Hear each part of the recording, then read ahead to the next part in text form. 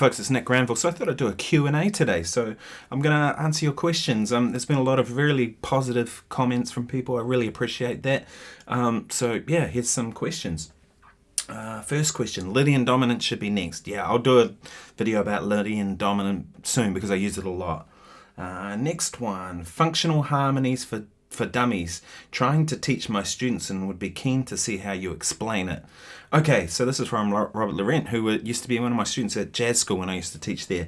So, functional harmony, what does it mean? So if we think of a tune as being C, and then F and G, I wouldn't think of that as C, F and G. To me, that's useless. To me, it's more useful to think 1 of the key, 4 of the key, and 5 of the key. C, D, E, F. F is the 4th note, so that F chord is the 4 chord, right?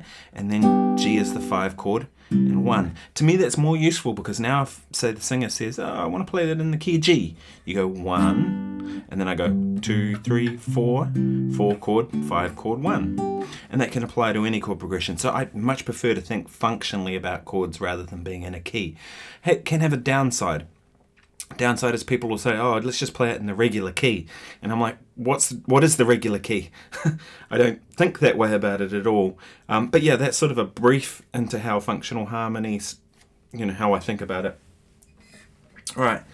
Thank you so much for doing this video. You're the only guy on here that used a guitar with humbuckers, and I watched all of them. This is to do with that little Fender that I borrowed, the little FR10.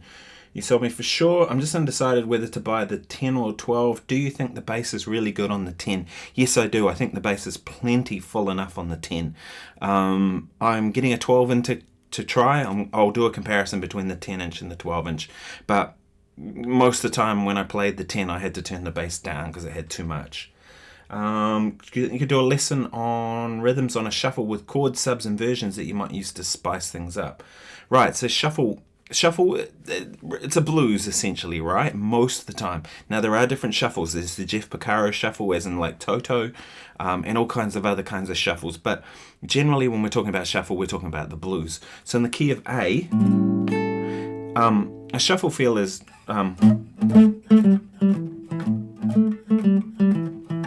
right, and as opposed to, which is straight eighth, right? Dun, da, dun, da, dun, is how we're thinking about it, right? So some substitutions that I'd use. I mean, I was just had a student today. We were talking about how to get to the 4 chord. So here's a couple. If this is the 1 chord and this is the 4 chord, I might go hit and then I'll go 2, 5, 1. So I'm implying that the 4 chord is the 1 chord. It's not, but I'm implying it. So I'll go.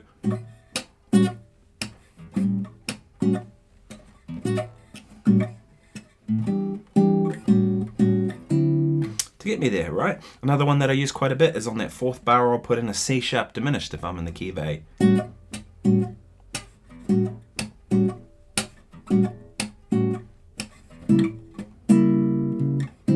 Right? The tritone substitution. Right? Lots of those kind of movements I'll use. But it depends on the context, right? Sometimes it just doesn't need that. Sometimes it's best just to go.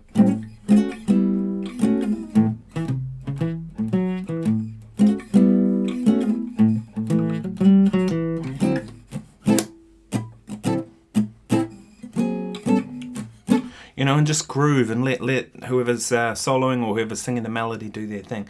But there's a couple that I'll use. I mean, most of the time what I'm trying to do is to find an elegant way to get from one chord to the next, right? Instead of just like one chord and then all of a sudden slide up, I'll look at it and I'll go, what about something like this? Right? So that was A7, A13, B minor, C major 7, C sharp diminished, D7 to get me to the 4 chord. Anything like that. That's kind of the stuff I'm looking for. So explore that and then you'll find there's a whole wealth of stuff in the harmony that you can check out. Loving everything you're putting out. Thanks for all of it. Well, thanks, Nicholas. Definitely would try to watch a live thing if I can. Yeah, well, if you're in Wellington, I play a lot and around New Zealand. I have plans to get to Australia this year if I can. I had planned to go to the US for the NAMM show, but didn't happen this year. We'll definitely be there next year. So if you're around the NAMM show in January of next year, I will be there. probably do the Melbourne Guitar Show next year, fingers crossed, etc, etc. So I'd love to get over to Europe. If I go over to Europe for a couple of months and go and play would be really fantastic. I'm interested in hearing you discuss your approach when moving through inversions while playing a song. What is informing your choices? That's the key thing. Great question. What informs my choices? A lot of times people don't think about what they're doing when they're playing inversions. They've learnt some little trick that they've got and they do that trick and that's what they do, right? For me, it's never really about that. For me, it's about a melody. So if I played like A7 and I'm going to D7, and I go, right, I'm going to put a 2-5-1 in there and I'm going to go E minor, A7, D7. I'll think about as very different from, right? It's very different from,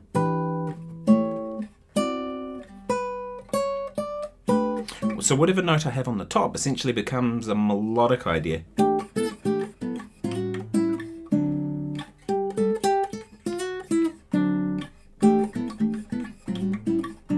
So my decisions are determined by what melodic idea I want to do.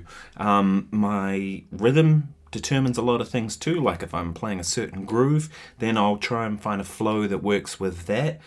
So rhythm's informing my choices.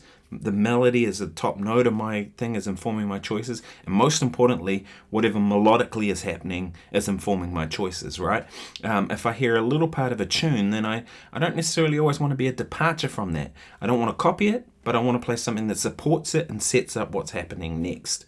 So that's really what informs my choices. Okay, thanks for the great content. This is from Mark. I learned a lot. Thank you. I would like to know more about tricks to get out of scales by playing them over different chords. Could be a series of videos. Make more out of what you already know. Yeah, I would urge you to do that. That's one big thing in the way I look at music. I don't want to know 1,000 things. To me, that's 1,000 things I can use one way. I'd much rather know one thing I can use 1,000 ways, right? So like this A7 chord, how many different ways or A13 in that case, I think of it as A7. How many different ways can I use that? That's what I'm looking for. A minor pentatonic over A minor chord. Well, yeah, that's cool. A minor pentatonic over A7 for blues sounds, right? It says, why C against C sharp, right? So that's a good question. If we think about like an A7 chord in the blues, a lot of times it's like an A7 with a sharp 9. So 1, 3, 7, those are the key notes, right? We can drop the fifth, we can have the fifth, whichever, and then the sharp 9 is a C note. So while people say it's minor pentatonic, it's not. It's really actually a dominant chord we're playing over on the blues most of the time. In this case of what he's talking about.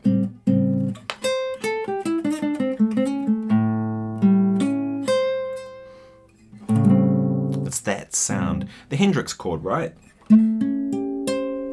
It's got a major third and a minor. In that case, it's really a sharp 9, not a minor third. So a minor pentatonic. Right? That's that sound. So that's why that works. It is a tension sound. It's not something that I usually suggest people do straight away, although our ears are used to hearing that. I always say to people, try and play the chord changes right before you learn how to play them, essentially with tension sounds. Add blue note, E flat against the E. Yep, so that's just, again, a tension passing note. Meaning of 7 sharp 9 in the blues. Well, that's what we discussed. D minor pentatonic over A minor chord. So I've already done a lesson. If you look back on my past videos, I did one on minor pentatonic substitutions. There's a heap of them there that are really good. What does the F do to the sound? What if the F is turned into an F sharp? Okay, so really we're just talking about minor pentatonic subs. So yeah, check out that previous video I've done. Same with the B9, when an E minor chord is played over an A minor. Where are these combinations used in songs? More all over the place. Go and check out some Steely Dan. They use lots of those sorts of things. So, like I said, I've done a video on that already, so check that out first and then come back to me. Stunt Kiwi. Some thoughts. How to view and apply theory, soloing over chord progressions, technical playing tips, common comping rhythm patterns, how to record guitar for a bigger sound. Right, so first thing, how to view and apply theory. The way I see it, theory doesn't mean anything if you don't actually use it in music.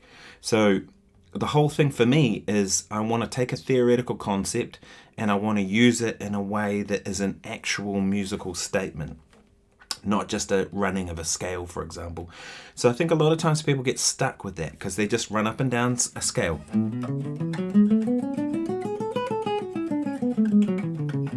You've got to do that. You've got to practice that until you get it down, right? But then once you've got it down, you've got to start at making actual music with it. So I always say to people, right, take that and now try and make something with it.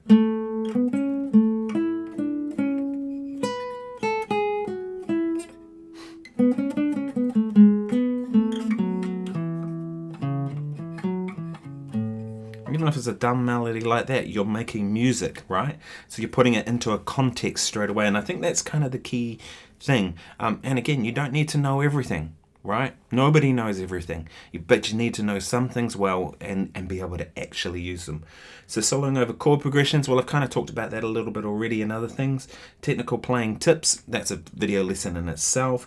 Common comping rhythms, I've done a couple of lessons already in my previous videos. If you look back through my older stuff, you'll find one on blues comping. I think I called it Essential Blues or something like that. How to record guitar for a bigger sound. All right, so here's a big one, right? If you play hard, you know, like really dig in, you get a sound that the string kind of goes wah, like this, and then it freaks out and it kind of stops. If you play soft, that note can vibrate and do what it does, as opposed to. Can you hear it there? It's kind of, I mean, maybe it's clipping the microphone, but it's kind of going, it kind of goes like that, and then it goes, ooh, as opposed to just sort of vibrating.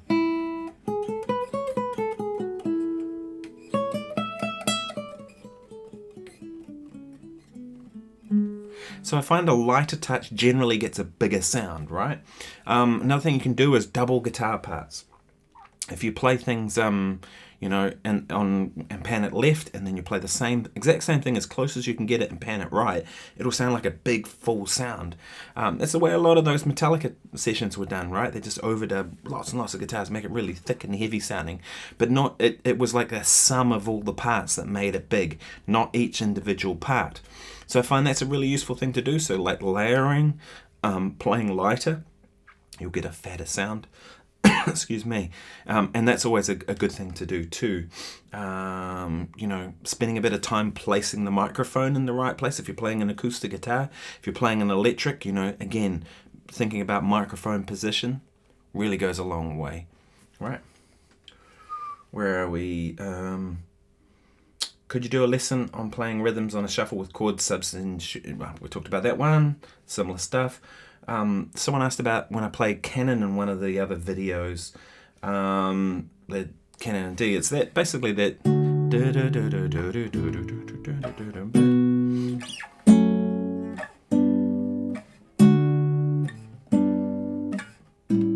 It's the chord progression, right? And I played the.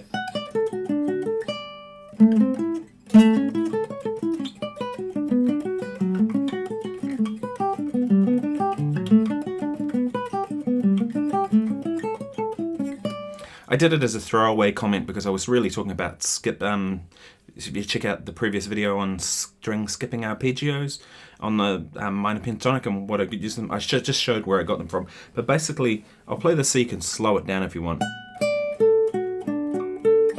As a D major, right? And then an A major, and I'm playing the same shape. Now this is the one that gets a bit tricky. It's a D to a B, F sharp to E. Right? And then kind of looks the same, right? It's the shape in G. And then down to D. And then back up to G. And then to A. They're all built off that shape, so you should be able to slow that down and check that out. And, you know, I went over it a few times there, so hopefully that's helpful. Oh, yeah, here's one. Someone mentioned, where are we? Let's find that.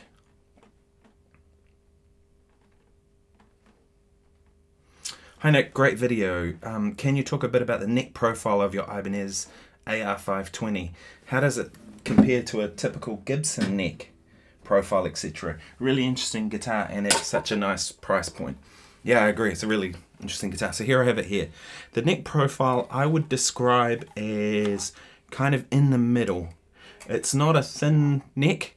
It is kind of more Gibson-esque here than Fender. You know, it's a nice profile. It's 24 3/4 inch scale. So again, Gibson-y.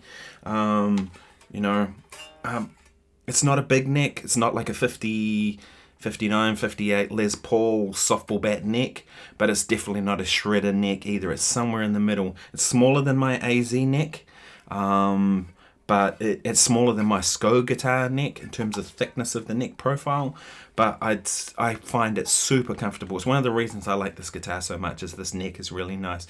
And I like this fingerboard. It's an interesting kind of, almost looks red in some light.